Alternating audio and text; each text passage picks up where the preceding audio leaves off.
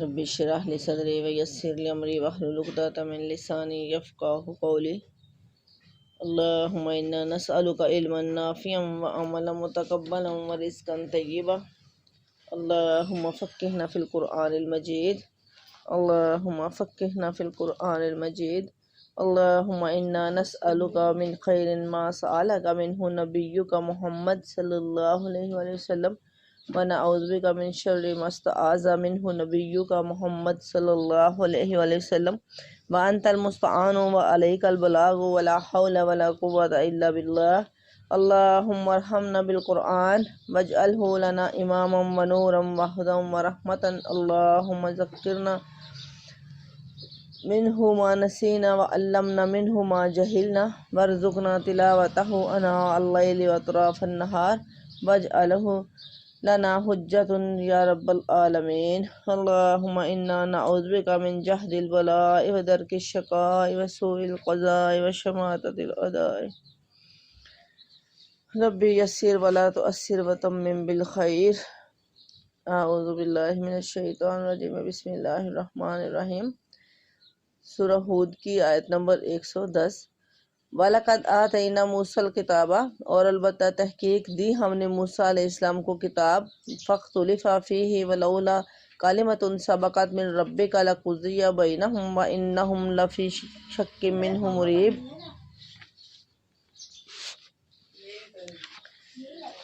یقیناً ہم نے موسیٰ علیہ السلام کو کتاب دی، پھر اس میں اختلاف کیا گیا. اگر پہلے ہی آپ کے رب کی بات صادر نہ ہو گئی ہوتی تو یقیناً اس کا فیصلہ کر دیا جاتا. انہیں تو اس میں سخت شبہ ہے. وَإِنَّا كُلًّا لَمَّا لَيُوَفِّيَنَّهُمْ رَبُّكَ أَعْمَالَهُمْ إِنَّهُ بِمَا يَعْمَلُونَ خَبِيرٌ. یقیناً ان میں سے ہر ایک جب ان کے روبرو جائے گا تو آپ کا رب اسے اس کے اعمال کا پورا پورا بدلہ دے گا. بے شک وہ جو کر رہے ہیں ان سے باخبر ہے. فَاسْتَقِمْ كَمَا أُمِرْتَ وَمَنْ تَابَ مَعَكَ وَلَا تَطْغَوْا إِنَّهُ بِمَا تَعْمَلُونَ بَصِيرٌ. بس آپ جمے رہیے جیسا کہ آپ کو حکم دیا گیا ہے، اور وہ لوگ بھی جو آپ کے ساتھ توبہ کر چکے ہیں. خبردار تم حد سے نہ بڑھنا، اللہ تمہارے تمام اعمال کو دیکھنے والا ہے. یعنی کہ اب یہ اس سے مراد اگر اللہ تعالیٰ نے پہلے ہی سے ان کے لیے عذاب کا ایک وقت مقرر کیا نہ ہوتا تو وہ انہیں فوراً ہلاک کر ڈالتا.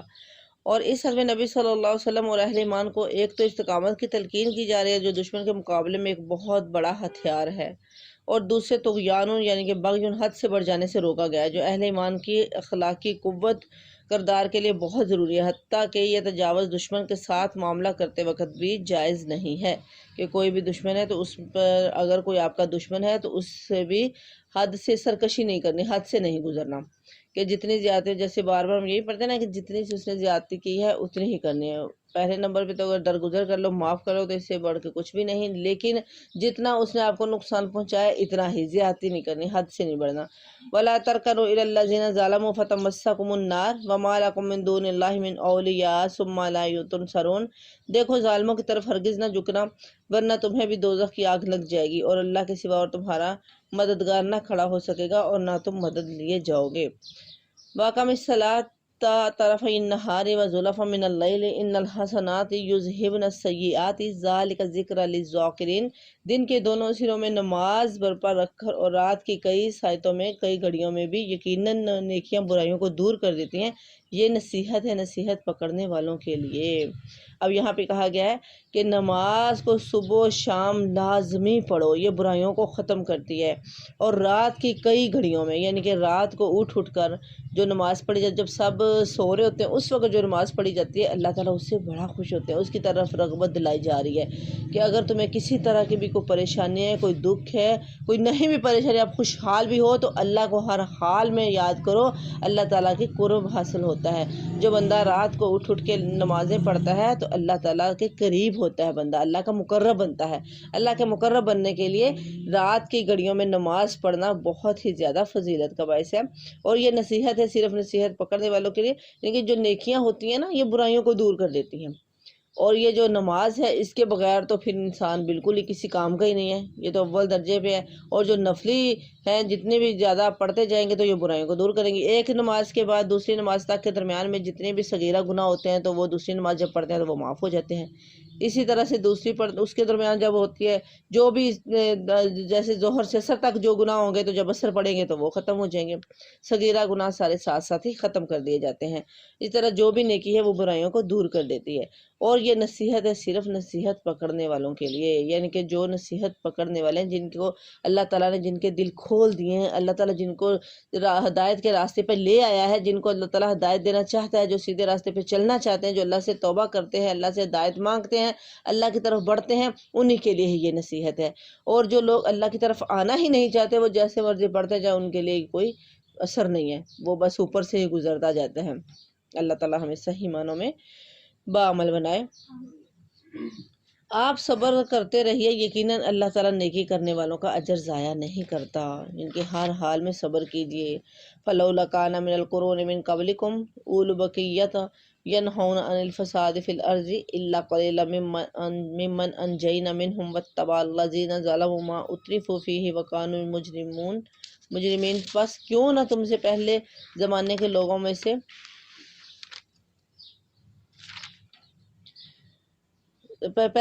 لوگوں میں سے ایسے اہل خیر لوگ ہوئے جو زمین میں فساد پھیلانے سے روکتے، سوائے ان چند کے جنہیں ہم نے ان میں سے نجات دی تھی۔ ظالم لوگ تو اس چیز کے پیچھے پڑ گئے جس میں انہیں آسودگی دی گئی تھی، اور وہ گناہ گار تھے۔ یعنی یہ ظالم اپنے ظلم پر قائم اور اپنی مدہوشیوں میں مست رہے، حتیٰ کہ عذاب نے انہیں پکڑ لیا۔ اہل شر مراد ہے اہل منکر، جنہوں نے اللہ تعالیٰ کی نافرمانی کی، انکار کیا اللہ کی آیاتوں کا، اللہ کے احکامات کا، اور فساد کرنے والے۔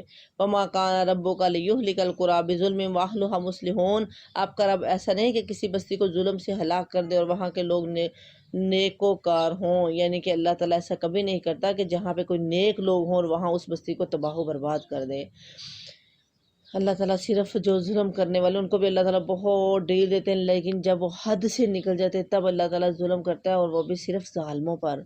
اس وقت اللہ تعالیٰ ان پر عذاب کرتا ہے جو بہت ظالم ہو جاتے ہیں، جو حد سے نکل جاتے ہیں نافرمانیوں میں۔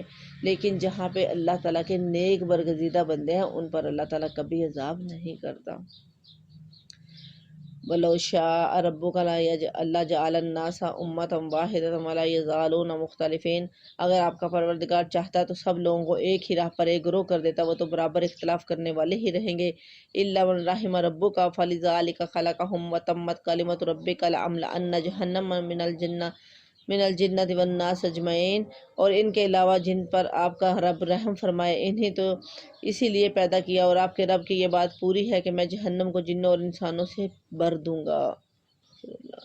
یعنی کہ اللہ کی تقدیر اور قضاء میں یہ بات ثابت ہے کہ کچھ لوگ ایسے ہوں گے جو جنت کے، اور کچھ ایسے ہوں گے جو جہنم کے مستحق ہوں گے، اور جنت اور جہنم کو انسانوں اور جنوں سے بھر دیا جائے گا، جیسا کہ حدیث میں ہے کہ نبی صلی اللہ علیہ وسلم نے فرمایا، جنت اور دوزخ آپس میں جھگڑ پڑیں گے۔ جنت نے کہا، کیا بات ہے کہ میرے اندر وہی لوگ آئیں گے جو کمزور اور معاشرے کے گرے پڑے لوگ ہوں گے؟ جہنم نے کہا، میرے اندر تو بڑے بڑے جبار اور متکبر قسم کے لوگ آئیں گے۔ اللہ تعالیٰ نے جنت سے فرمایا، تو میری رحمت کی مظہر ہے، تیرے ذریعے سے میں جس پر چاہوں اپنا رحم کروں۔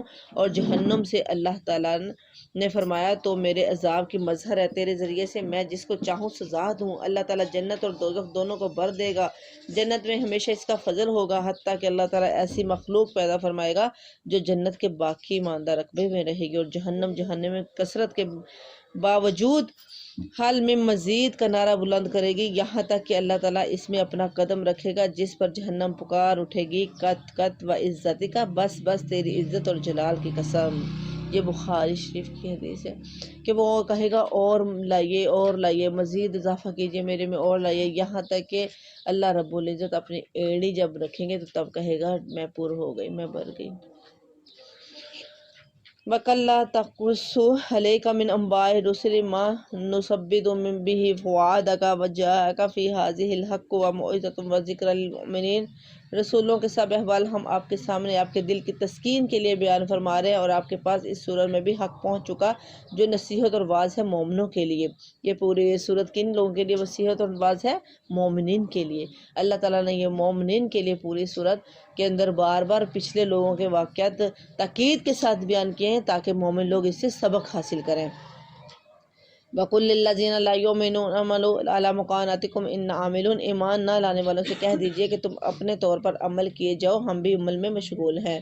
وَانتَظِرُوا إِنَّا مُنتَظِرُونَ، تم بھی انتظار کرو ہم بھی منتظر ہیں۔ وَلِلَّهِ غَيْبُ السَّمَاوَاتِ وَالْأَرْضِ وَإِلَيْهِ يُرْجَعُ الْأَمْرُ كُلُّهُ فَاعْبُدُوهُ وَتَوَكَّلْ عَلَيْهِ وَمَا رَبُّكَ بِغَافِلٍ عَمَّا تَعْمَلُونَ، یعنی عنقریب تمہیں پتہ چل جائے گا حج کے اچھا انجام کس کے حصے میں آتا ہے، اور یہ بھی معلوم ہو جائے گا کہ ظالم لوگ کامیاب نہیں ہوں گے۔ چنانچہ یہ وعدہ جلد ہی پورا ہوگا اور اللہ تعالیٰ مسلمانوں کو غلبہ عطا فرمائے گا، اور پورا جزیرہ عرب اسلام کے زیر نگی آ گیا۔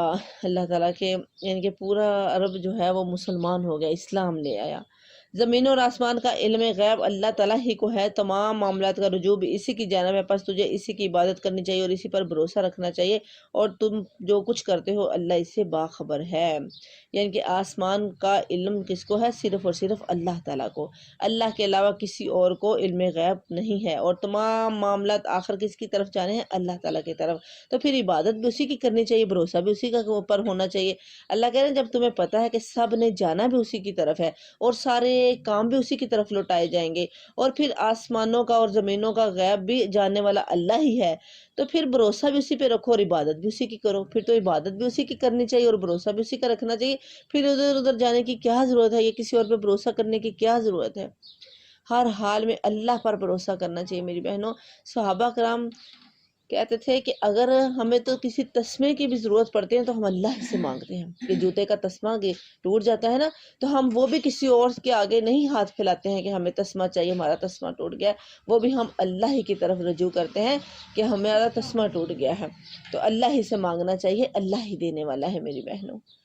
اور اللہ تعالیٰ ہر چیز سے باخبر ہے، اللہ تعالیٰ جاننے والا ہے، اللہ تعالیٰ بے خبر نہیں ہے، اللہ تعالیٰ کو سب پتہ جو کرتا ہے۔ ہم نے اس صورت کے اندر الحمدللہ ماشاءاللہ ہماری سورہ مکمل ہوئی، اور اس صورت کے اندر ہم نے جو ہے وہ بارہا توحید کے بارے میں پڑھا، شرک سے بچاؤ کے بارے میں پڑھا، پھر جو ہے یہ پچھلی آیات کے واقعات پڑھے، اللہ تعالیٰ ان کو ہمارے لیے نصیحت بنائے، اور یہاں پہ اللہ نے بتایا نا کہ یہ مومنین کے لیے ہی نصیحت ہے، اس کے علاوہ جو ہے وہ کسی کے لیے نہیں، کہ صرف ایمان والے ہی اس سے نصیحت پکڑتے ہیں۔ اللہ تعالیٰ ہمیں بھی مومنین میں سے بنائے، اور جو جتنے بھی ہم نے پچھلے واقعات پڑھے ہیں اللہ تعالیٰ ان کو ہمارے لیے نصیحت بنا دے کہ ہم اس سے سبق حاصل کر سکیں۔ اب آگے آ رہی ہے سورۃ یوسف، انشاءاللہ ہم سورۃ یوسف پڑھتے ہیں، بڑی پیاری سورت ہے، پورا ایک مکمل اس کے اندر قصہ ہے۔ اس کا پہلے ہم پڑھتے ہیں کہ نازل ہونے کا سبب، کہ اس کا نازل ہونے کا کہ مکہ کے آخری دور میں یہ نازل ہوئی تھی، یعنی کہ نازل ہونے کا سبب زمانہ نزول یا شان نزول کہہ لیں، کہ مکہ کے آخری دور میں نازل ہوئی، اور جب قریش کے لوگ اس مسئلے پر غور کر رہے تھے کہ نبی صلی اللہ علیہ وسلم کو قتل کریں یا جلا وطن کریں یا قید کریں، تو اس وقت پھر بعض کفار نے غالباً جو یہودیوں کے اشارے پر انہوں نے جو ہے وہ نبی صلی اللہ علیہ وسلم کا امتحان لینے کے لیے آپ سے سوال کیا کہ بنی اسرائیل کے مصر جانے کا سبب کیا ہے، بنی اسرائیل مصر کیوں گئے؟ ان کو یہ تھا کہ ان کو کیا پتہ ہوگا، اگر تو یہ سچا نبی ہوگا تو یہ ضرور بتا دے گا، کیونکہ اس بارے میں کوئی بھی نہیں جانتا تھا۔ اہل عرب کو تو بالکل، پیچھے آپ نے پڑھا ہوگا کہ ہم نے جتنا بھی پڑھ چکا ہے حضرت یوسف علیہ السلام کا کہیں پہ بھی کوئی ذکر نہیں آیا، تو اس لیے اہل عرب کو بالکل ہی، اہل عرب کو اس واقعے کے بارے میں نہیں پتہ تھا، بالکل ہی ناواقف تھے اہل عرب، تو جس کی وجہ سے انہوں نے کہا کہ اہل مصر جو تھے، وہ بنی اسرائیل جو تھے، ان کا مصر جانے کا سبب کیا ہے، وہ مصر کیوں گئے، وہ کس طرح سے مصر گئے، جبکہ وہ تو پہلے مصر نہیں رہتے تھے، تو وہ مصر کیسے پہنچے؟ اس پر پھر اللہ تعالیٰ نے ظاہر نبی صلی اللہ علیہ وسلم کو خود بھی اس چیز کا پتہ نہیں تھا، تو اس وقت پھر نبی صلی اللہ علیہ وسلم کی زبان سے اللہ تعالیٰ نے وحی بھیجی، اور پھر یہ سارا واقعہ حضرت یوسف علیہ السلام کا آ گیا، تو پھر جو ہے وہ اسی طرح سے اللہ تعالیٰ نے نبی صلی اللہ علیہ وسلم کو بتایا کہ جو ہے وہ بنی اسرائیل کس طرح سے مصر پہنچے، یہ ہم انشاءاللہ پڑھیں گے سورہ یوسف کے اندر۔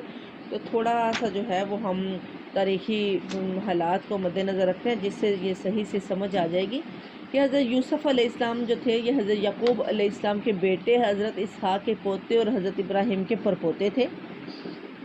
جس طرح سے حضرت یعقوب علیہ السلام کے 12 بیٹے تھے جو کہ 4 بیویوں سے تھے، حضرت یوسف علیہ السلام اور ان کے چھوٹے بھائی بنیامین ایک بیوی سے اور باقی 10 دوسری بیوی سے تھے۔ فلسطین میں حضرت یعقوب علیہ السلام کی جو قیام جگہ تھی وہ موجودہ الخلیل کی وادی کے نام سے مشہور ہے۔ اس وقت اس کو ہبرون کہا جاتا تھا، جہاں حضرت اسحاق اور ان سے پہلے حضرت ابراہیم علیہ السلام رہا کرتے تھے۔ اس کے علاوہ پھر حضرت یعقوب علیہ السلام کی کچھ زمین جو موجودہ نابلس میں بھی تھی، تو جس کی وجہ سے وہاں پر پھر یہ مقیم تھے۔ اب ہم انشاءاللہ یہ پڑھتے ہیں، ساتھ ساتھ سارا واقعہ سامنے آتا جائے گا، ساتھ ساتھ انشاءاللہ پڑھتے جائیں گے۔ اس کے اندر کھلم کھلا ہے کہ اس کو موجود لازمی پوری تفسیر کے ساتھ ایک دفعہ بیان کرنے سے پھر دوبارہ یہ پوری تفسیر اس کے اندر ہی آ جانی ہے انشاءاللہ۔ ہم شروع کرتے ہیں۔ الف لام را، حروف مقطعات۔ تلک آیات الکتاب المبین، یہ ایک ایسی کتاب ہے جو کہ ظاہر واضح بیان کر دی گئی ہے۔ یہ اس کتاب کی آیات ہیں جو اپنا مدعا صاف بیان کرتی ہیں۔ ہم نے اسے نازل کیا ہے قرآن بنا کر عربی زبان میں، تاکہ تمام اہل عرب اس کو اچھی طرح سمجھ سکیں۔ اے محمد صلی اللہ علیہ وسلم، ہم اس قرآن کو تمہاری طرف وحی کر کے بہترین پیرائے واقعہ اور حقائق تم سے بیان کرتے ہیں، ورنہ اس سے پہلے تو ان چیزوں سے تم نہ واقف تھے، غافل سے، بالکل ہی بے خبر تھے۔ اب یہاں پہ پہلے یہ کہ ہے یہ واضح مدعا صاف بیان کر دی گئی ہیں آیات، کہ اس کے اندر کچھ بھی چھپا نہیں ہے۔ اللہ تعالیٰ بار بار ہمیں یہی بتا رہے ہیں نا، کبھی اللہ تعالیٰ کہتے ہیں کہ یہ تمہارے لیے ہدایت ہے، کبھی اللہ تعالیٰ کہتے ہیں کہ یہ واضح آیات ہیں، کبھی اللہ تعالیٰ کہتے ہیں کہ یہ تمہارے لیے حکمت ہے، حکیم بنا کر بھیجا گیا ہے، کہ یہ قرآن ایسا ہے کہ واضح بتا دیا گیا ہے، ہم پر کھول دیا گیا ہے، کھول کے آیات بیان کر دی گئی ہیں کہ اس کے اندر کیا کچھ آپ لوگوں نے پڑھا ہے، اور یہ صاف بیان کیا گیا ہے تاکہ تمہیں سمجھ آ جائے۔ اور یہ عربی زبان اتنی فصیح ہے کہ اس کو بندہ آسانی سے یاد کر سکتا ہے اور آسانی سے سمجھ آ جاتی ہے۔ یہ ایک ایسی زبان ہے، اور یہ عربی میں ہی انا انزلناہ قرآنا عربیا لعلکم تعقلون، بے شک ہم نے اس کو نازل کیا قرآن عربی زبان میں تاکہ تم عقل پکڑو، کہ یہ جو عربی زبان ان کے لیے کوئی بہانہ نہ بن سکے کہ یہ تو ہمیں سمجھ ہی نہیں آ رہی۔ اہل عربوں کا ہی یہ سوال تھا نا، بار کوئی نہ کوئی سوال کرتے جانا، اور وہاں پہ عربی ہی تھے، سارے عربی ہی رہتے تھے، عرب ہی ان کی زبان تھی جہاں پہ قرآن کو نازل کیا گیا۔ تو یہ پھر ایسی فصیح زبان ہے کہ یہ ہمارے لیے بھی مشکل، کسی کے لیے بھی مشکل نہیں ہے۔ اللہ تعالیٰ کو پتہ تھا کہ آنے والے وقت تک جتنی بھی امتیں ہیں یا جتنے بھی لوگ ہیں حضرت آدم سے لے کر جو ہے وہ قیامت تک کے لیے، ساروں کے لیے بڑی آسان ہے، بڑی فصیح ہے۔ یہ ایسے ہی ہم نے اپنے یوں سمجھ لیا کہ بڑی مشکل ہے، یہ بہت آسان ہے۔ کوئی اور جو زبانیں ہیں ان کو ادھر ادھر کسی طرح سے بھی کیا جا سکتا ہے، لیکن عربی زبان جو ہے یہ بالکل فصیح ہے، بلاغت والی ہے، پہنچی ہوئی ہے، اور اس کو بڑی آسانی سے یاد بھی کیا جا سکتا ہے، بڑی آسانی سے اس کے ترجمے کو بھی سمجھا بھی جا سکتا ہے اور پڑھا بھی جا سکتا ہے۔ اس وجہ سے اللہ تعالیٰ کہہ رہے ہیں کہ ہم نے اس کو عربی زبان کے لیے، جو عربی زبان میں نازل کیا تاکہ تم عقل پکڑو، سمجھو۔ نحن نقص علیک احسن القصص، اور ہم جو ہے یہ قصے تجھ پر اچھے قصے جو ہیں وہ وحی کے ذریعے تمہاری طرف یہ قرآن بھیج رہے ہیں، یہ بہت ہی اچھے قصے ہیں، اچھے واقعات ہیں۔ اب دیکھو اللہ تعالیٰ نے یہاں فرمایا، یہاں سے بھی ہم پیچھے بھی بہت جگہ پڑھ چکے ہیں کہ اللہ کے نبی کے عالم الغیب نہیں تھے، اور یہاں پہ بھی ہم یہ پڑھ رہے ہیں کہ اللہ تعالیٰ نے کہا کہ ہم وحی کے ذریعے آپ کو یہ سارا کچھ بتا رہے ہیں، ورنہ اللہ کے نبی کو نہیں پتہ تھا۔ اگر عالم الغیب ہوتے تو جیسے ہی انہوں نے سوال کیا تھا تو فوراً سے بتا دیتے اپنے غیب کے علم سے، جس سے بار یہ ثابت ہو رہا ہے کہ اللہ کے نبی عالم الغیب نہیں تھے۔ جو بھی بات آپ کو بتائی جاتی تھی، جو بھی اللہ تعالیٰ بتاتے تھے، وحی کے ذریعے ہی بتاتے تھے۔ حضرت جبرائیل علیہ السلام کو بھیج کر آپ فوراً سے سارا کچھ بتا دیتے تھے جس چیز کی بھی ضرورت پڑتی تھی۔ یہاں پہ بھی اللہ تعالیٰ کہہ رہے ہیں کہ ہم نے سارے واقعات آپ کو جو ہیں وہ وحی کے ذریعے آپ تک پہنچا دیے۔ اب میری پیاری بہنوں، ہم قرآن سے پھر بھی دور ہیں، حالانکہ ہمیں یہ پتہ ہے کہ جتنے بھی یہ واقعات ہیں، ڈائجسٹ ہیں، رسالے ہیں، اخبار ہیں، کتنے شوق سے بچے پڑھتے ہیں ان کو، حالانکہ سب جھوٹ پہ مبنی ہے۔ ایک چھوٹی سی بات کو بڑھا کے کتنا لمبا چوڑا کر دیا جاتا ہے، اور حقیقت نہیں ہے، ایسے وقت کا ضیاع ہے، سچ نہیں ہے۔ اور یہ جو قرآن ہے اس کے اندر دیکھو کتنا مزہ آتا ہے اس کو پڑھ کے نا، اور کتنے پیارے اس کے اندر واقعات ہیں اور سچے ہیں، اور پھر تدبر اس کے اندر، فکر ہے، غور و فکر ہے، نصیحت آتی ہے بندے کو نا، جب اس کو بندہ غور سے پڑھتا ہے، غور سے پکڑنے سے نصیحت ملتی ہے، نصیحت پکڑتے ہیں انسان اگر اس پہ غور کرے تو، نصیحت کی باتیں ہیں۔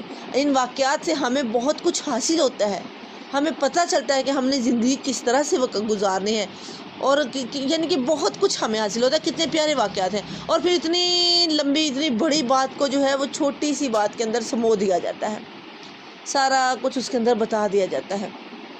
جس طرح سے حضرت یوسف علیہ السلام کا سارا واقعہ ایک سورت کے اندر محیط کر دیا گیا ہے، پتہ چل گیا ہے کہ کیا ہے۔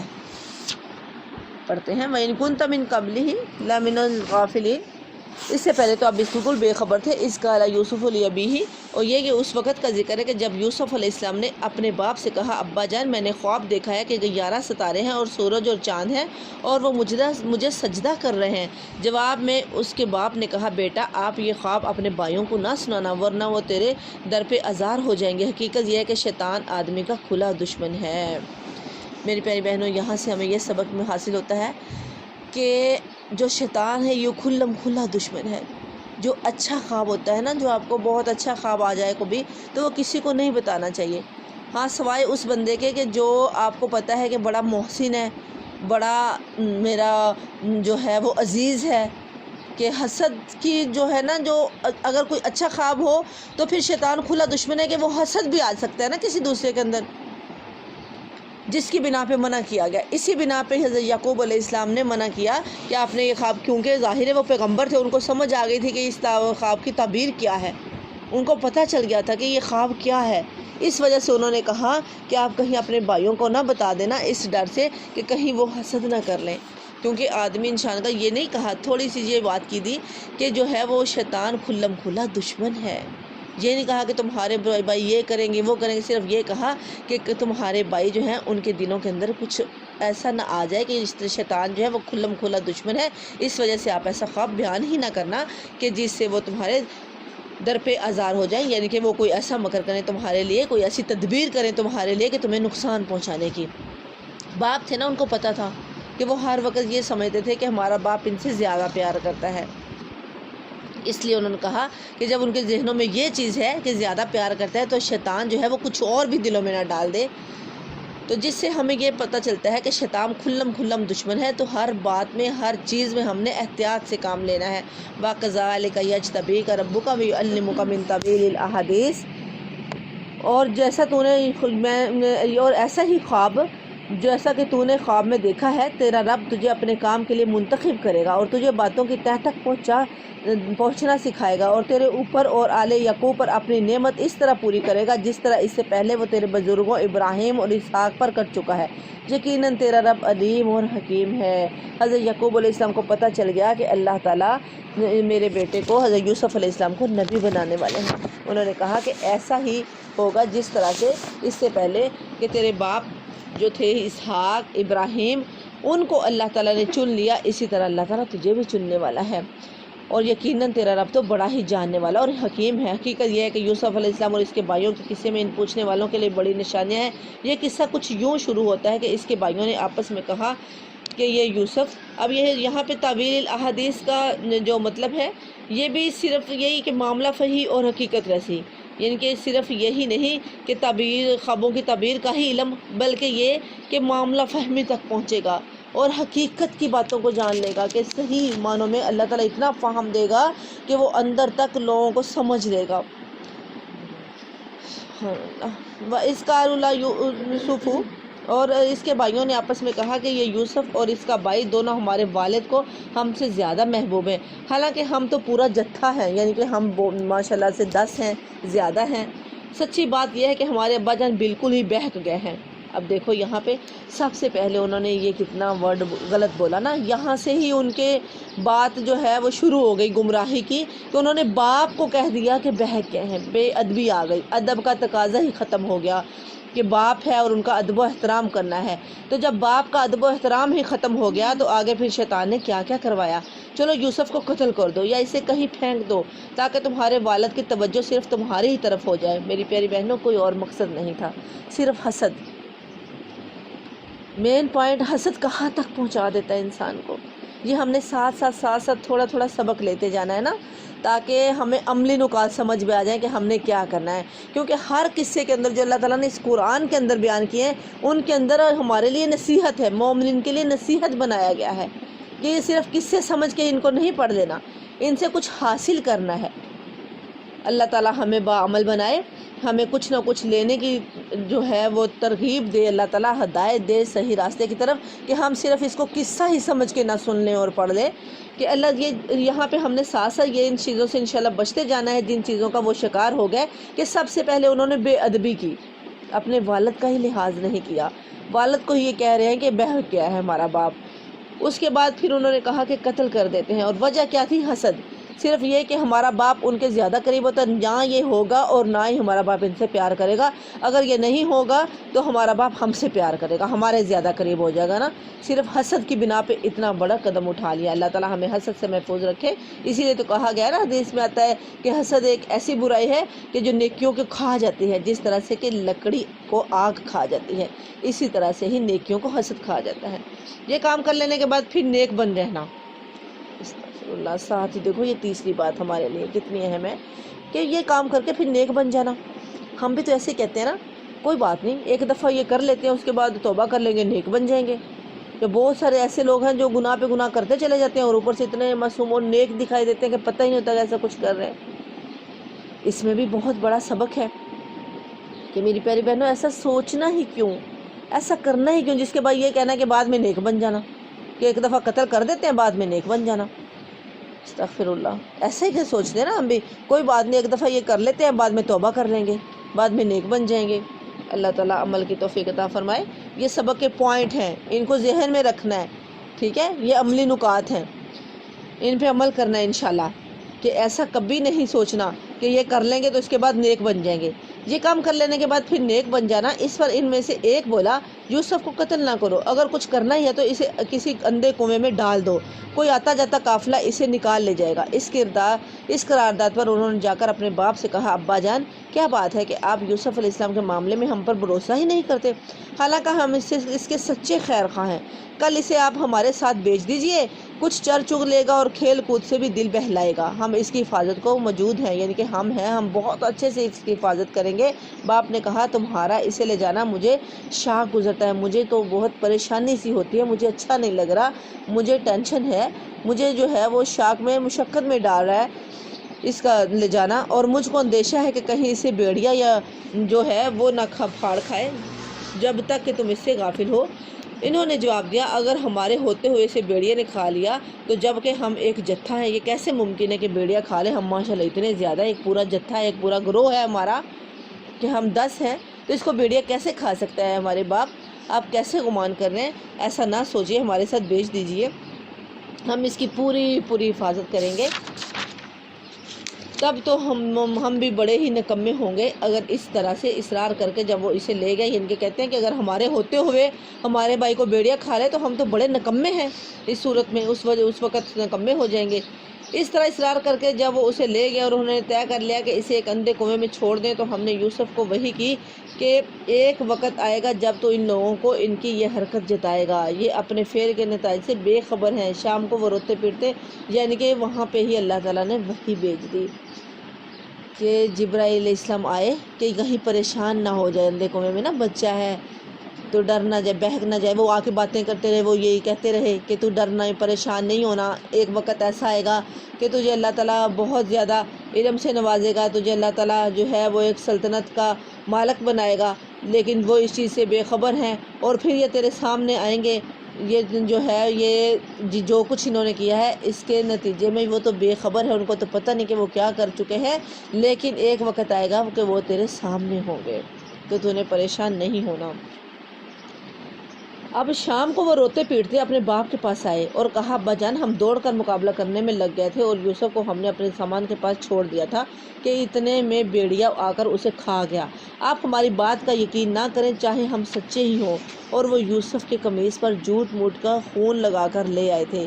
یہ سن کر ان کے باپ نے کہا، بلکہ تمہارے نفس نے تمہارے لیے ایک بڑے کام کو آسان بنا دیا، اچھا صبر کروں گا اور بخوبی کروں گا، جو بات تم بنا رہے ہو اس پر اللہ ہی سے مدد مانگی جا سکتی ہے۔ سبحان اللہ۔ دیکھو پیغمبروں کا صبر، دیکھو کہ انہوں نے روئے نہیں، واویلا نہیں مچایا، ان کو حالانکہ پتہ تو تھا ہی کہ یہ کرتا اگر پھٹ گیا ہے تو یہ بیڑیا کھا گیا، یعنی کہ جو کرتا سلامت رہا، اگر بیڑیے نے یوسف علیہ السلام کو کھا لیا، یوسف کو بیڑیا کھا گیا اور کرتا صحیح سلامت ہے، یہ کیسے ممکن ہے؟ پر سمجھ سے ان کو لگ گئی تھی، وہ کون سا اتنے جاہل، یہ پیغمبر تھے، بڑی صفات کے ہمارے، بڑی فہم والے تھے، ان کو پتہ چل گیا، لیکن کتنے اچھے صبر کا جو ہے مظاہرہ کیا، اور مدد کس سے مانگی؟ اللہ سے، کہ اللہ ہی سے مدد مانگ رہا ہوں، اللہ میری مدد کرے گا، یوں ہی واویلا نہیں مچایا۔ صبر جمیل، صبر جمیل کس کو کہا جاتا ہے میری پیاری بہنوں؟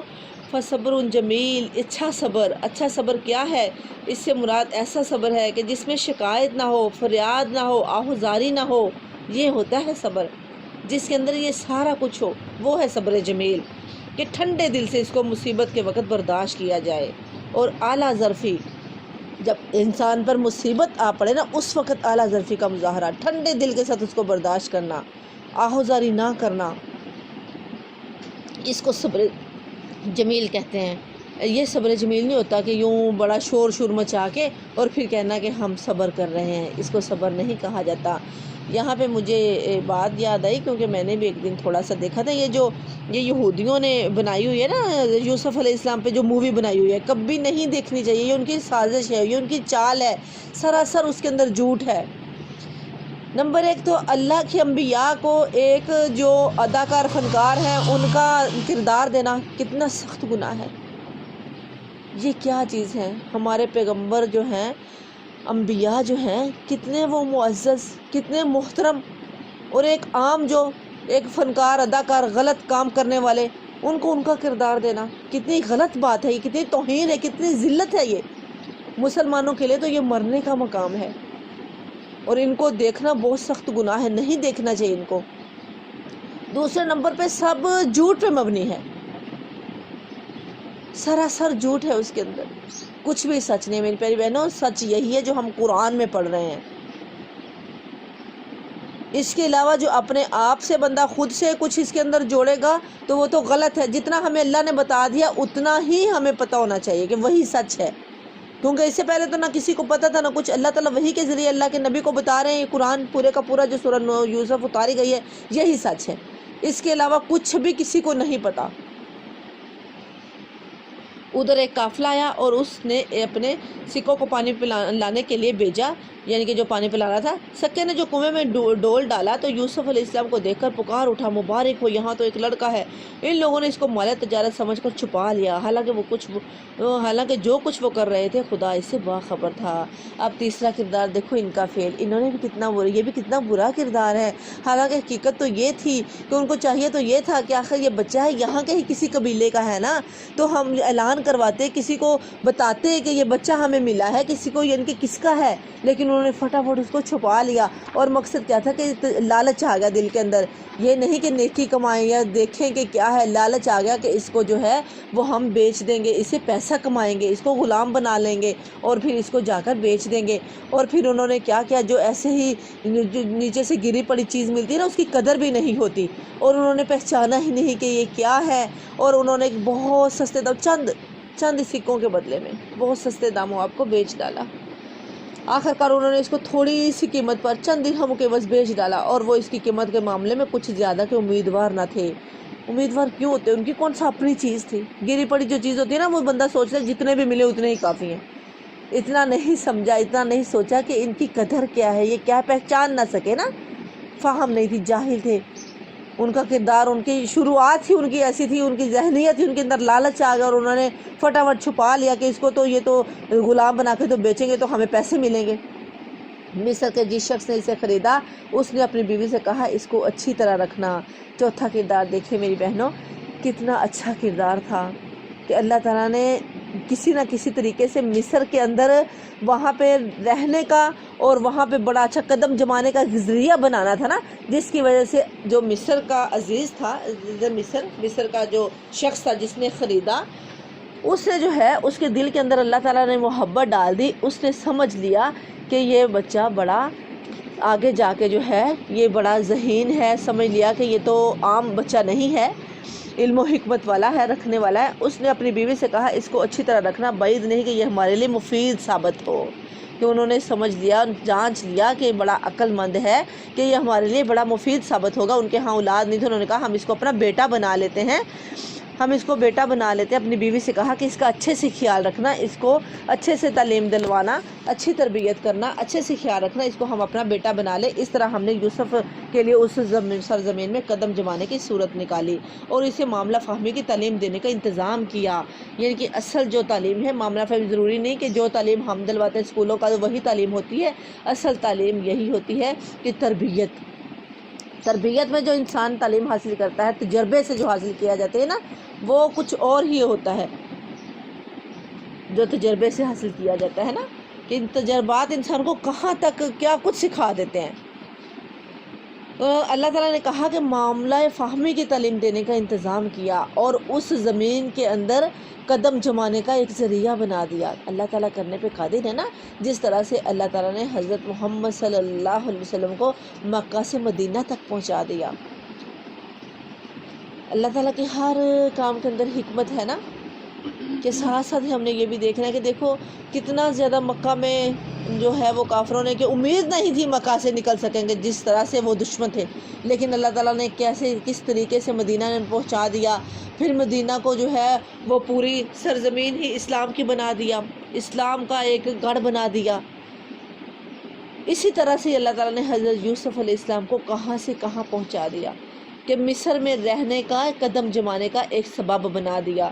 واللہ غالب، اور اللہ تعالیٰ اپنا کام کر کے رہتا ہے، کہ اللہ تو غالب ہے، اپنے کام پر کر کے ہی رہتا ہے، مگر اکثر لوگ جانتے ہی نہیں ہیں۔ اور جب وہ اپنی پوری جوانی کو پہنچا تو ہم نے اسے قوت فیصلہ اور علم عطا کیا۔ اس طرح ہم نیک لوگوں کو جزا دیتے ہیں، جن کے جب جوان ہو گئے، جوانی کو پہنچ گئے، تو پھر اللہ تعالیٰ نے ان کو علم عطا کیا، فیصلے کی طاقت دی کہ کس طرح سے فیصلے کرنے ہیں، قوت فیصلہ دی، ہمت دی۔ اس سے مراد جو ہے وہ نبوت عطا کرنا ہے، کہ اللہ تعالیٰ نے نبوت دی، کیا اور اقتدار دیا، کہ جو قوت فیصلہ، اس سے مراد اقتدار ہے، کہ اللہ تعالیٰ نے اقتدار دیا، اللہ تعالیٰ نے نبوت دی۔ اور جب وہ اپنی پوری جوانی کو پہنچا تو ہم نے اسے قوت فیصلہ اور علم عطا کیا۔ اس طرح ہم نیک لوگوں کو جزا دیتے ہیں، کہ اللہ تعالیٰ نے ان کو جو ہے وہ نبوت بھی دے دی، نبی بھی بنا دیا، اور ساتھ میں اقتدار بھی دے دیا۔ اللہ تعالیٰ کہتے ہیں کہ اسی طرح سے اقتدار کیا، کہ ہر کام کا نظم و ضبط، ہر چیز انہی کے حکم سے ہوتی، اور اللہ تعالیٰ نے بڑی عزت بخشی، بہت عزت دی۔ تو پھر اللہ تعالیٰ کہہ رہے ہیں کہ اللہ تعالیٰ نیک لوگوں کو ایسے ہی جزا دیتے ہیں، کہ جو نیک ہوتے ہیں اللہ تعالیٰ ان کو یہی بدلہ دیتے ہیں۔ جس عورت کے گھر میں وہ تھا وہ اس پر ڈورے ڈالنے لگی، وہی جو مصر کی جس شخص نے خریدا تھا اور لا کے اپنی بیوی سے کہا تھا، اس کی بیوی نے ہی ڈورے ڈالنے شروع کر دیے۔ اس کی بیوی کے نام کو اللہ تعالیٰ نے پوشیدہ رکھا ہے، اس کے نام نہیں پتا، تو ہم بھی پوشیدہ رکھیں گے، یہی کافی ہے کہ عزیز مصر کی بیوی، ٹھیک ہے، کہ جب اللہ نے اس نام کو پوشیدہ رکھا ہے، اللہ نے نہیں بتایا، نہیں پتا کہ اس کا نام کیا تھا، تو اس وجہ سے ہمیں بھی نہیں پتا۔ یہ جو مشہور ہے یہ ادھر ادھر بس بائبل کے اندر سے ہی وہ لیا گیا ہے، جو زلیخا نام عام مشہور ہے نا، کہ زلیخا تھا ان کا نام، وہ بائبل سے لیا گیا ہے، اور بائبل کے اندر یہ سارا کچھ جھوٹ ہے، واللہ عالم۔ اللہ نے جب قرآن میں نہیں، میں نے آپ کو یہ بتا دیا کہ جو ہمیں قرآن میں جتنا ملتا ہے ہم نے اتنے پہ ہی اسی کو ہی سچ سمجھنا ہے، ہم نے اپنے پاس سے کچھ اضافہ نہیں کرنا میری بہنوں، ٹھیک ہے۔ اللہ تعالیٰ ناپسند کرتا ہے، جب اللہ نے اس کا نام، اللہ تعالیٰ نے ہر چیز بتائی ہے، اگر اللہ پسند کرتے، اللہ بتاتا چاہتے تو اللہ تعالیٰ اس کا نام بتا دیتے، لیکن جب اللہ نے پردہ ڈالا، اللہ نے نام نہیں بتایا، تو بائبل کے اندر کیونکہ بہت کچھ جھوٹ ہے، بائبل وہ ہے ہی نہیں جو پہلے تھی، واللہ عالم کیا نام تھا کیا نہیں۔ بائبل کے اندر زلیخا ہے، وہاں سے ہی یہ مشہور ہوا ہے زلیخا۔ جس عورت کے گھر میں وہ تھا وہ اس پر ڈورے ڈالنے لگی، اور ایک روز دروازے بند کر کے بولی، آجا۔ یوسف نے کہا، خدا کی پناہ، میرے رب نے تو مجھے اچھی منزلت بخشی اور میں یہ کام کروں؟ ایسے ظالم کبھی فلاح نہیں پایا کرتے۔ وہ اس کی طرف بڑھی اور یوسف بھی جو ہے وہ اس کی طرف بڑھتا، اگر اپنے رب کی برہان نہ دیکھتا۔ سبحان اللہ، جن کے ظاہر انسان تو انسان ہی ہوتا ہے نا، کہ فطر لاد، لیکن برہان کیا ہے، کہ اللہ تعالیٰ نے ہی یہ دلیل دی، اللہ نے ہی یہ اس کو ہنر دیا۔ جب بندہ اللہ سے ڈرتا ہے، جو اللہ سے ڈرنے والا نیک بندہ ہوتا ہے، اللہ اسے بچاتا ہے۔ اللہ نے یہ تدبیر کی، اللہ نے بچا لیا، اللہ ہی بچانے والا ہے، کہ اللہ تعالیٰ نے اس راستے پہ اس کو نہیں چلنے دیا، ورنہ انسان تھا، شیطان آڑے آ جاتا اگر کوئی غلطی ہو جاتی، لیکن نبی تھے، پیغمبر تھے، اللہ نے بچا لیا، اور اللہ بچانے والا ہے۔ اپنے بندے کو جو نیکی کی، اور ہر وہ بندہ جو نیکی کی طرف رغبت کرتا ہے، جو برائی سے رکتا ہے، اللہ تعالیٰ اسے محفوظ رکھتے ہیں۔ اور میری پیاری بہنوں، یہاں پہ جو ہے وہ میں آپ کو ایک حدیث سناتی ہوں کہ نبی صلی اللہ علیہ وسلم نے فرمایا کہ جو اپنی جوانی میں کوئی برائی نہیں کرتا، حالانکہ لوگ اس کو دعوت دیتے ہیں برائی کی طرف، لیکن وہ صرف اللہ کے ڈر کی وجہ سے برائی نہیں، تو اللہ تعالیٰ اس کو اپنے عرش کے نیچے قیامت والے دن اپنے عرش کا سایہ نصیب کریں گے، اپنے عرش کے نیچے جگہ دے گا، چاہے وہ مرد ہے، چاہے وہ عورت ہے، چاہے لڑکی ہے۔ جو جوانی میں عزت اپنی بچاتے ہیں، اپنی عزت کی حفاظت کرتے ہیں، اللہ سے دعا کرتے ہیں، اور جو بندہ خود عزت کی حفاظت کرنا چاہتا ہے، عزت بچانا چاہتا ہے، اللہ تعالیٰ آٹومیٹکلی اس کی حفاظت فرماتے ہیں۔ جو بندہ خود سے اپنے اوپر شیطان کو حاوی نہیں ہونے دیتا، ہر وقت شیطان سے جو ہے وہ لا حول ولا قوت الا باللہ، اعوذ باللہ من الشیطان الرجیم، کہ شیطان سے بچتا رہتا ہے اور اللہ سے دعا کرتا رہتا ہے کہ یا اللہ مجھے شیطان سے اپنے پناہ میں رکھنا، شیطان مردود کے شر سے مجھے بچائے رکھنا، اور وہ نیک ہے، وہ برائی کی طرف آتا ہی نہیں، وہ برائی کو پسند نہیں کرتا، تو اللہ تعالیٰ اس کو بچاتا ہے۔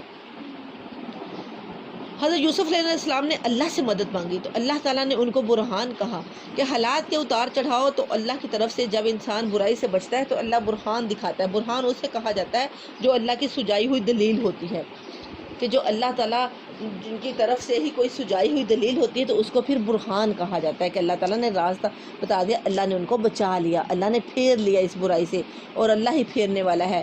ایسا ہوا تاکہ ہم اس سے بدی اور بے حیائی کو دور کر دیں۔ در حقیقت وہ ہمارے چنے ہوئے بندوں میں سے تھا۔ آخرکار یوسف اور وہ آگے پیچھے دروازے کی طرف بھاگے، یعنی کہ اللہ تعالیٰ کہہ رہے ہیں کہ ہم نے ان کو نبی بنا لیا تھا، ہمارے چنے ہوئے بندے تھے، نیک تھے، نیکوں میں سے تھے، صالحین تھے، تو ہم نے اسے بدی اور بے حیائی کو اس سے دور کر دیا، کہ ہم نے بے حیائی کو اور بدی کو اس کے قریب نہیں آنے دیا۔ اور یہ بڑا مشکل وقت ہوتا ہے، چاہے کوئی لڑکی ہے یا لڑکا ہے، کہ اور اس وقت جب بندہ اللہ تعالیٰ نے اسی وجہ سے اتنا بڑا اجر بھی رکھا ہے نا، کہ اللہ تعالیٰ اس کو جنت میں جگہ دیتا ہے اور اس کو عرش کے نیچے اپنا سایہ نصیب کرے گا، جس دن کے کوئی سایہ نہیں ہوگا۔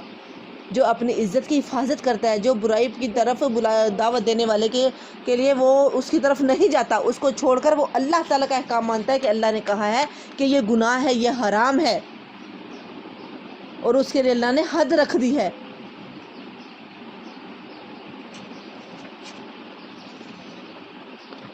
در حقیقت وہ ہمارے چنے ہوئے بندوں میں سے آخرکار یوسف اور وہ آگے پیچھے دروازوں کی طرف بھاگے، اور اس نے پیچھے سے یوسف کا قمیص کھینچ کر پھاڑ دیا، اور دروازے پر دونوں نے اس کے شوہر کو موجود پایا۔ اسے دیکھتے ہی عورت کہنے لگی، کیا سزا ہے اس شخص کی جو تیرے گھر والی پر نیت خراب کرے؟ اس کے سوا اور کیا سزا ہو سکتی ہے کہ وہ قید کیا جائے یا اسے سخت عذاب دیا جائے؟ یوسف نے کہا، یہی مجھے پھانسنے کی کوشش کر رہی تھی۔ اس عورت کے اپنے کنبہ والوں میں سے ایک شخص نے قرینے کی شہادت پیش کی، اگر یوسف کا قمیص آگے سے پھٹا ہو تو عورت سچی ہے اور یہ جھوٹا، اور اگر اس کا قمیص پیچھے سے پھٹا ہو تو عورت جھوٹی ہے اور یہ سچا ہے۔ کتنی پیاری بات کی نا اس نے۔ جب شوہر نے دیکھا کہ یوسف کا قمیص پیچھے سے پھٹا ہے تو اس نے کہا، یہ تم عورتوں کی چالاکیاں ہیں، واقعی بڑے غضب کی ہوتی ہیں تمہاری چالیں۔ یوسف، اس معاملے سے درگزر کر، اور اے عورت، تو اپنے قصور کی معافی مانگ، تو ہی اصل میں خطا کار ہے۔ ظاہر ہے اس کو پتہ چل گیا، معاملے کی تہہ تک پہنچ گیا۔ اب اس معاملے کی نوعیت میں یہ سمجھ آتی ہے کہ صاحب خانہ کے ساتھ خود اس عورت کے بائی بندوں میں سے بھی کوئی شخص آ رہا ہوگا، اور اس نے یہ قصہ سن کر کہا ہوگا کہ اب یہ دونوں ایک دوسرے پر الزام لگاتے ہیں اور موقع کا گواہ کوئی نہیں، تو قرینے کی شہادت سے اس معلوم یوں تحقیق کی جا سکتی ہے کہ اگر تو اسے، اور ایک بیان کیا گیا کہ یہ شہادت پیش کرنے والا ایک شیر خوار بچہ تھا جو وہاں ایک جھولے میں لیٹا ہوا تھا، اور خدا نے اسے گویائی عطا کر کے اس سے یہ شہادت دلوائی، لیکن یہ روایت نہ تو کسی صحیح سند سے ثابت ہو اور نہ ہی کسی معاملے میں خام موجے سے مدد لینے کی کوئی ضرورت ہی محسوس ہوتی۔ واللہ عالم، اللہ ہی جانتے ہیں۔ البتہ اتنا ہی کافی ہے جتنا یہاں پہ بتایا گا کہ ایک گواہی دینے والے نے گواہی دی ان کے اہل میں سے، وہ کوئی بھی تھا، ہمیں اس سے کوئی سروکار نہیں، بچہ تھا یا بڑا تھا، واللہ عالم، اللہ ہی زیادہ بخوبی جانتے ہیں کہ اس میں اختلافات ہیں۔ اس عورت کے اپنے کنبے میں سے ایک شخص نے بڑی اچھی سی گواہی دی، گواہی دینے والے نے، اس نے یہ رائے دی کہ اگر تو قمیص آگے سے پھٹی ہے تو پھر بس یہ عورت سچی ہے اور یہ جھوٹا، اور اگر قمیص پیچھے سے پھٹی ہے تو پھر یہ عورت جھوٹی ہے اور یہ سچا ہے۔ تو جب شوہر نے یہ دیکھا کہ یوسف کی قمیص تو پیچھے سے پھٹی ہے تو اس نے کہا کہ یہ تم عورتوں کی چالاکیاں ہیں اور واقعی بڑے غضب کی ہوتی ہیں تمہاری چالاکیاں۔ یوسف علیہ السلام اس معاملے سے درگزر کر۔ اب میری پیاری بہنوں، یہاں پہ ہم نے دیکھنا کہ ساری عورتیں چلاک ہوتی ہیں؟ کیا ساری عورتوں کے اندر چالاکی ہوتی ہے؟ نہیں میری بہنوں، چلاکیاں اور چالیں صرف ان عورتوں کی جو بے حیا ہو جاتی ہیں، وہی پھر چلاک ہو جاتی ہیں، جن کے اندر حیا ختم ہو جاتا ہے، وہ عورتیں پھر ایسی چلاکیاں کرتی ہیں۔ اب یہاں پہ آپ نے دیکھا ہوگا کہ یہ جو کرتا ہے اس کا بھی پورا عمل دخل ہے اس صورت کے اندر نا، کہ پہلے جو ہے وہ کرتے کو خون آلود کیا گیا، پھر دوسری جگہ پر اب کرتا پھاڑا گیا، اس کا بھی ہم دیکھیں گے انشاءاللہ کہ بڑا عمل دخل ہے، اینڈ پہ پھر کرتے کا نام آئے گا، پھر دیکھیں گے۔ تو یہاں پہ بے حیا عورتیں جو ہوتی ہیں وہ چلاک ہوتی ہیں کہ ہر عورت جو ہے وہ فتنہ نہیں ہوتی۔ یہ بھی ہمارے لیے ایک جائزے، یہاں پہ بھی ہم نے جائزہ لینا ہے اور یہاں پہ بھی سبق ملتا ہے، سبق لینا ہے کہ مشکل اور ناگہانی صورت میں اپنے غصے اور اپنی زبان پر قابو پانا۔ کتنا مشکل وقت تھا، لیکن یوسف علیہ السلام نے کچھ نہیں کہا، کہ اتنا بڑا الزام لگا رہے کہ سامنے دیکھ کے فوراً سے ہی وہ اس طرح سے کہہ رہے کہ کتنی چلا کے انا کے کنت من الخاطئین، یوسف وارث، یعنی کہ یہ تم عورتوں کی چلاکیاں واقعی بڑے غضب کی ہوتے ہیں تمہاری چالیں۔ یوسف علیہ السلام اس معاملے سے درگزر کر، اور اے عورت تو اپنے قصور کی معافی مانگ، تو ہی اصل میں خطا کار تھی۔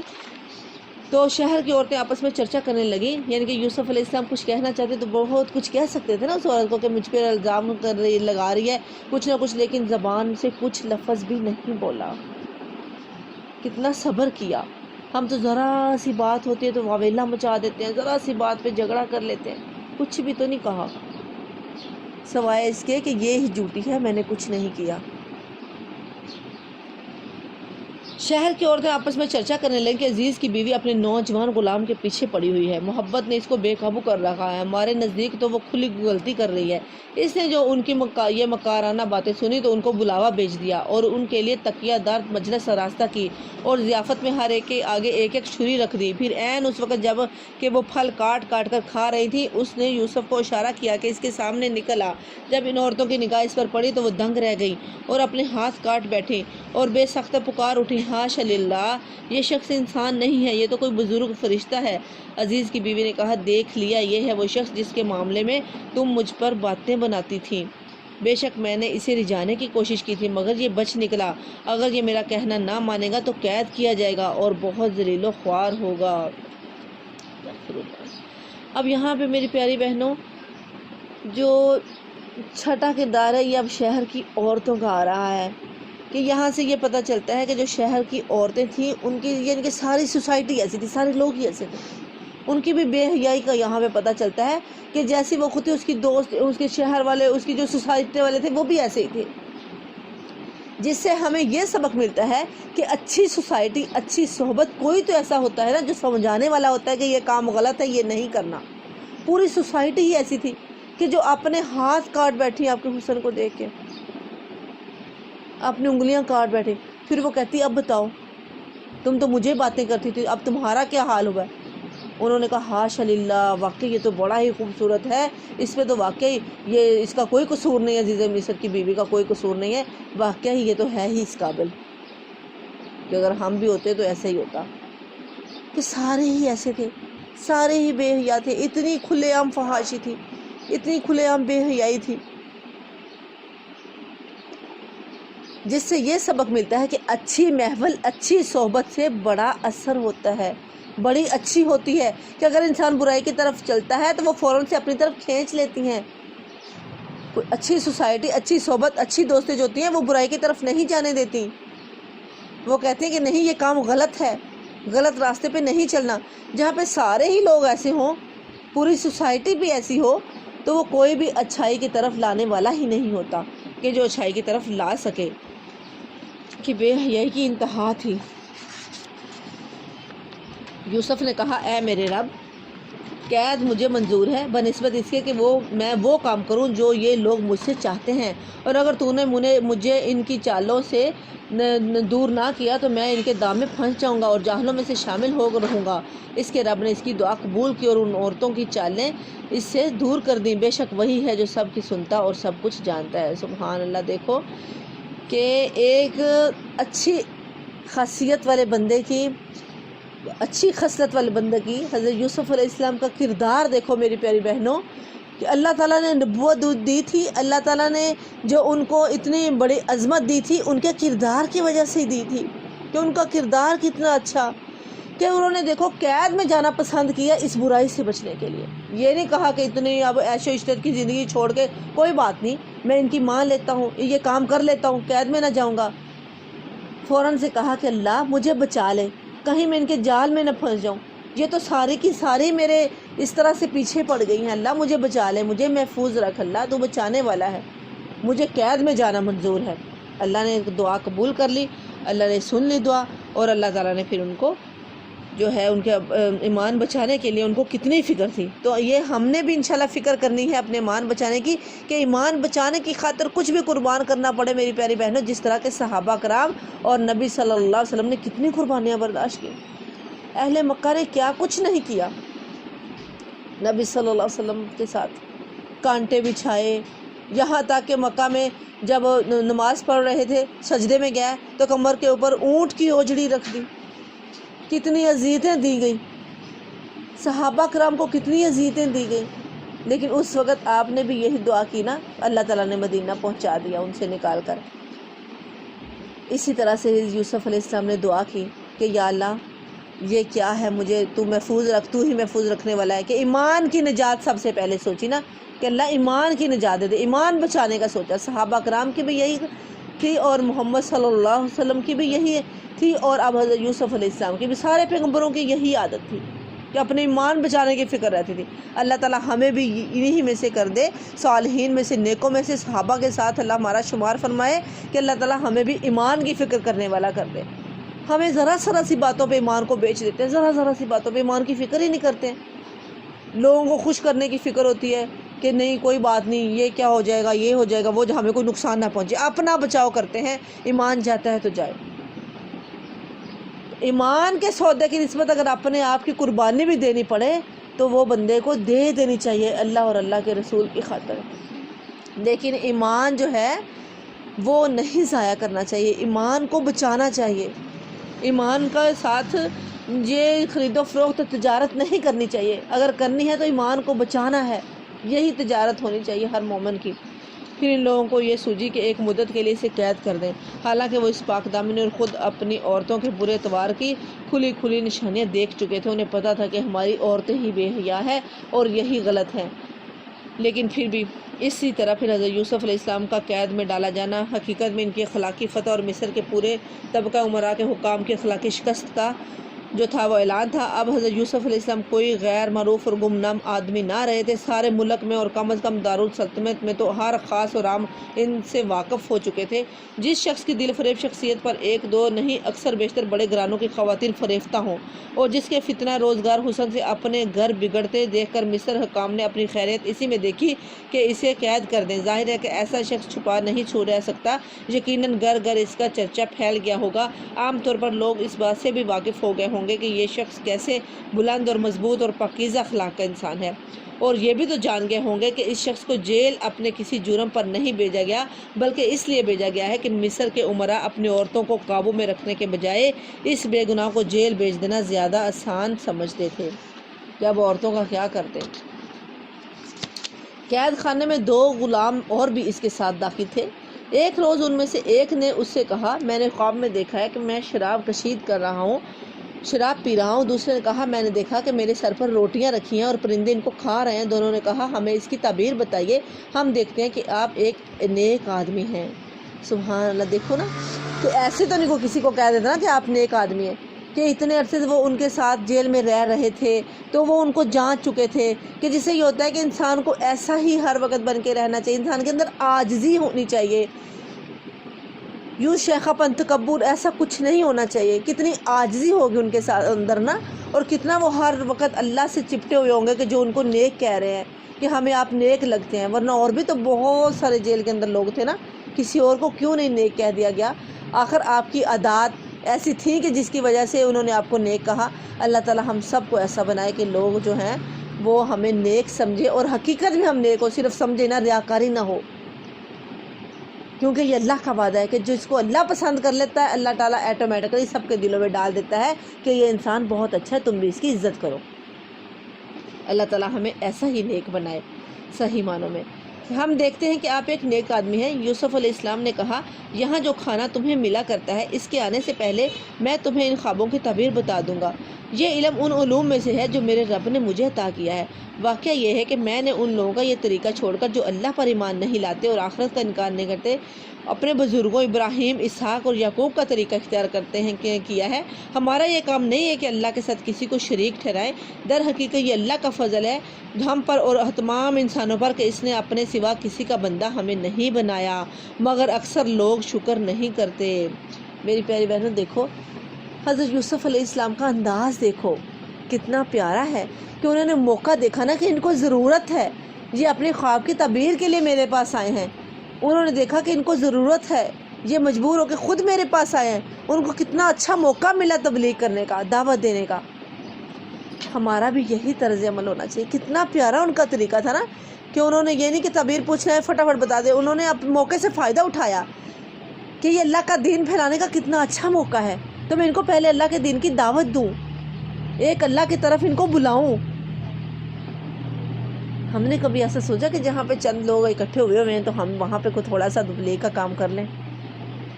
نہیں، ہر وقت ہمیں یہ ہوتا ہے کہ یہ ناراض نہ ہو جائیں ہم سے، اگر ہم نے ان کو کچھ کہا تو یہ کہیں غصہ نہ کر لیں، یہ ناراض نہ ہو جائیں، یہ پتہ نہیں اس چیز کو پسند کریں کہ نہ کریں۔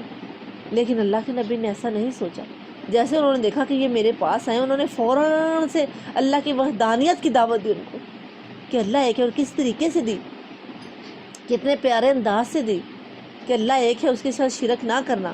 یہ سارا کچھ جو زمین و آسمان میں ہے، ہمیں پیدا کرنے والا کون ہے، یہ سارا کچھ کس کے لیے ہے، یہ کس نے بنایا ہے، یہ کیا ہے، تو ایک اللہ کی طرف آ جاؤ۔ اسی طرح سے آپ ہر وقت پھر دعوت دیتے رہیں ان کو۔ اور یہ کہ اکثر لوگ شکر نہیں کرتے، یعنی کہ ان کو ساتھ ہی کہا کہ شکر گزار بننا چاہیے کہ اس اللہ نے جس نے ہمیں پیدا کیا ہے، یہ اسی کا فضل ہے کہ اس نے ہمیں سارا کچھ دیا۔ دیکھو ذرا اس میں ہمیں یہ بھی پتہ چل رہا ہے کہ حضرت یوسف علیہ السلام ذرا بھی تو نا امید نہیں تھے کہ جیل کی زندگی سے جیسے بندہ تنگ آ جاتا ہے اور اس کے اندر چڑچڑا پن آنا، یا کہ وہ تنگیوں سے نا امیدی کا اظہار، کچھ بھی تو ایسا نہیں تھا۔ ان کا مقصد جو تھا دعوت پہنچانا، وہ کر رہے تھے، وہاں پہ بیٹھ کے بھی وہ بڑے اچھے سے دعوت کا کام کر رہے تھے اور ذرا بھی نا امید نہیں تھے۔ ہم کتنی جلدی گھبرا جاتے ہیں نا، کتنی جلدی نا امید ہو جاتے ہیں، کتنی جلدی گھبرا جاتے ہیں، اللہ پہ شکوہ کرنے لگ جاتے ہیں۔ لیکن وہ دیکھو، وہ کہتے ہیں کہ ہم میں سے اکثر نہ شکرے ہیں، اللہ کا شکر ہی نہیں کرتے، اللہ کے شکر کی دعوت دے رہے ہیں، اللہ کی توحید کی دعوت دے رہے ہیں، اللہ کے فضل و کرم کا بتا رہے ہیں کہ اللہ تعالیٰ بڑے فضل والا ہے، اس کی عبادت کرو۔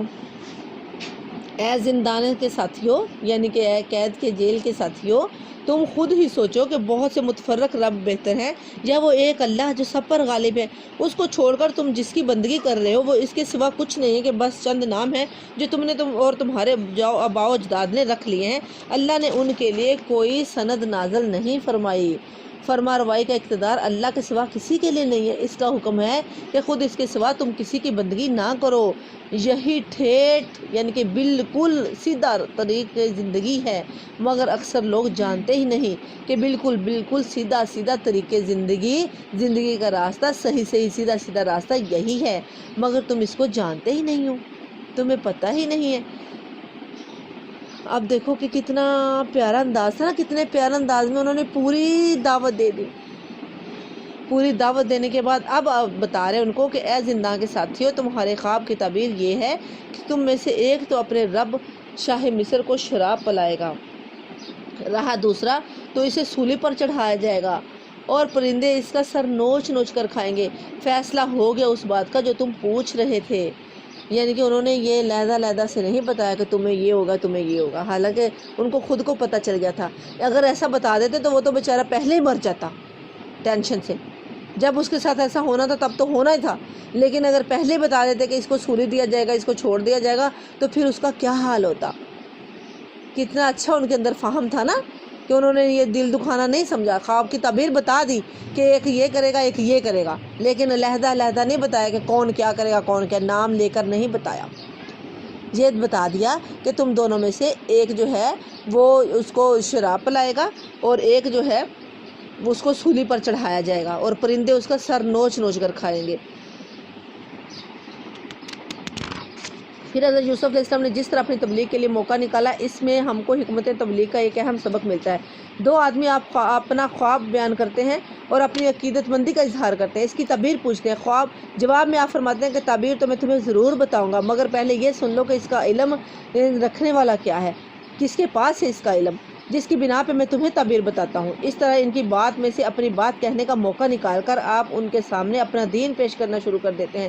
اس سے یہ سبق ملتا ہے کہ کسی شخص کے دل میں اگر تبلیغ حق کی دھن سمائی ہوئی ہو اور وہ حکمت رکھتا ہو تو کیسی خوبصورتی کے ساتھ وہ گفتگو کا رخ اپنی دعوت کی طرف بندہ پھیر سکتا ہے۔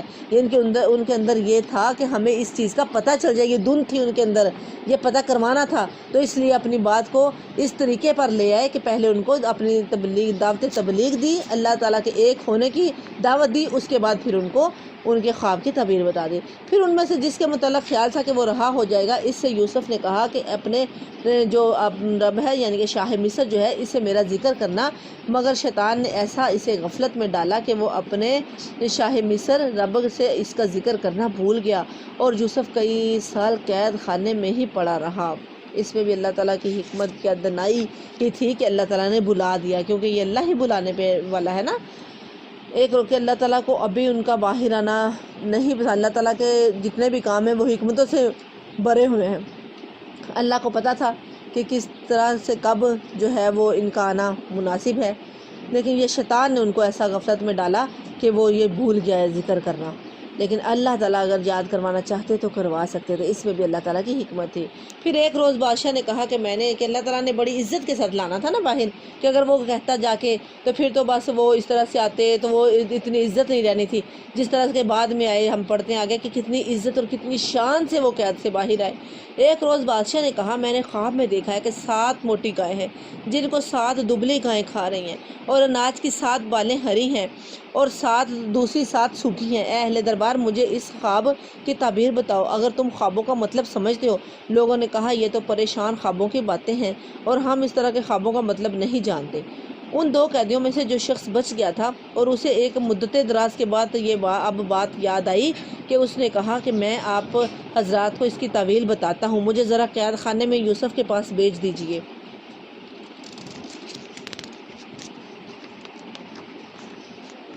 اس نے جا کر کہا یوسف اے سراپا راستی، مجھے اس خواب کا مطلب بتا دیجئے کہ 7 موٹی گائیں ہیں جن کو 7 دبلی گائیں کھا رہی ہیں اور 7 بالیں ہری ہیں اور 7 سوکھی ہیں، شاید کہ میں ان لوگوں کو پاس واپس جاؤں اور شاید کہ وہ جان لیں کہ یوسف نے کہا 7 برس تک لگاتار تم لوگ کھیتی باڑی کرتے رہو گے، اس دوران میں جو فصلیں تم کاٹو ان میں سے بس تھوڑا سا حصہ جو تمہاری خوراک کے کام آئے نکالو اور باقی کو اس کی بالوں ہی میں رہنے دو۔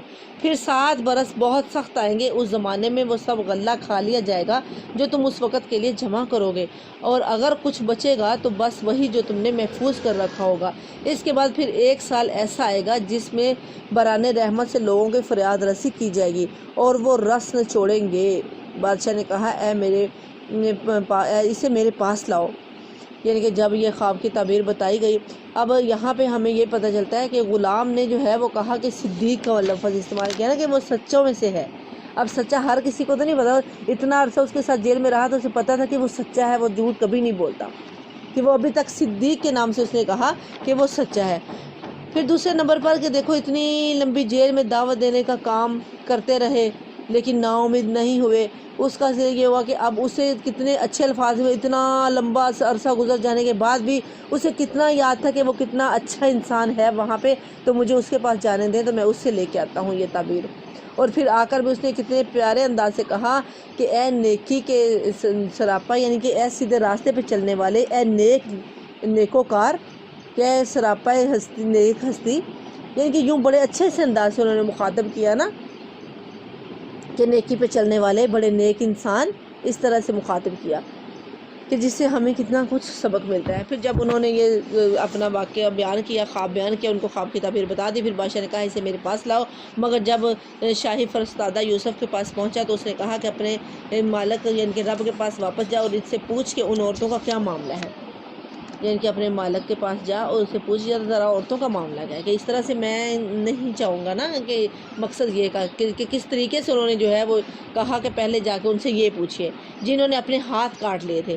میرا رب تو ان کے مکاری سے خوب ہی واقف ہے، کہ میرے اللہ کو تو پتہ ہی ہے کہ انہوں نے کیا کیا مکاریاں کی ہیں نا، یعنی جہاں تک میرے رب کا معاملہ ہے اس کو تو پہلے ہی میرے بے گناہی کا حال معلوم ہے، مگر تمہارے رب کو بھی میری رہائی سے پہلے اس معاملے کی پوری تحقیق کر لینی چاہیے جس کی بنا پہ مجھے جیل میں ڈالا گیا تھا، کیونکہ میں کسی شبہ اور کسی بدگمانی کا داغ لیے ہوئے باہر نہیں جا چاہتا، کہ لوگوں کا میں سامنا نہیں کر سکتا کوئی ایسا داغ لیے ہوئے کہ مجھے رہا کرنا ہے، تو پہلے برسر عام پہ یہ ثابت ہونا چاہیے کہ میں بے قصور ہوں۔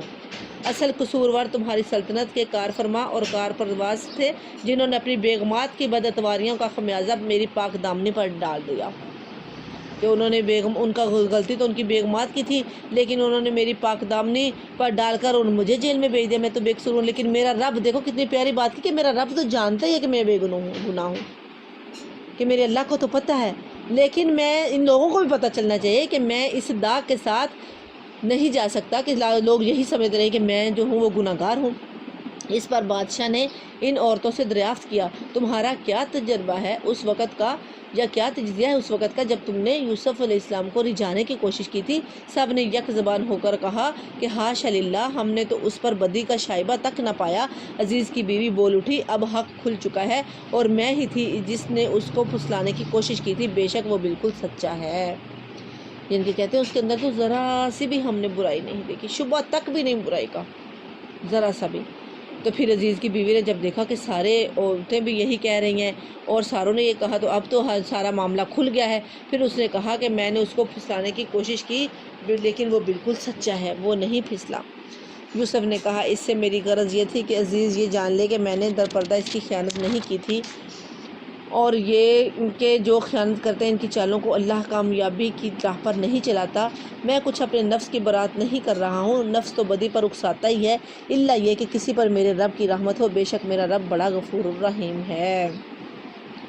وما ابرئ نفسی، اور نہیں جو کوئی بھی، دیکھو ذرا یہ وما ابرئ 13واں پارہ، ان النفس لامارۃ، امارہ نفس امارہ بالسوء، برائی سے۔ اب یہاں پہ کہا گیا ہے کہ نفس تو برائی پر اکساتا ہی ہے، لیکن میں اس سے بالکل بری ہوں، میں نفس پر کے کہنے پر نہیں چلا، الا یہ کہ کسی پر میرے رب کی رحمت ہو، بے شک میرا رب تو بڑا ہی غفور الرحیم ہے۔ یعنی کہ نفس تو بدی پر اکساتا ہی ہے، لیکن وہ بندہ ہی اس سے بری رہتا ہے جس پر اللہ کی رحمت ہو جائے، اور میرا رب تو بڑا ہی غفور الرحیم ہے، رحمت کرنے والا ہے، بخشنے والا ہے، اس کی رحمت جس پر ہو جائے۔ نفس مارا کیا ہے؟ نفس مارا وہ نفس ہے جو برائی پر مجبور کرتا ہے، اسے نفس مارا کہا جاتا ہے، یا یہاں پہ نفس مارا کا ذکر ہے، نفس الامارۃ بالسوء، نفس مارا وہ نفس ہوتا ہے جو برائی پر مجبور کرتا ہے۔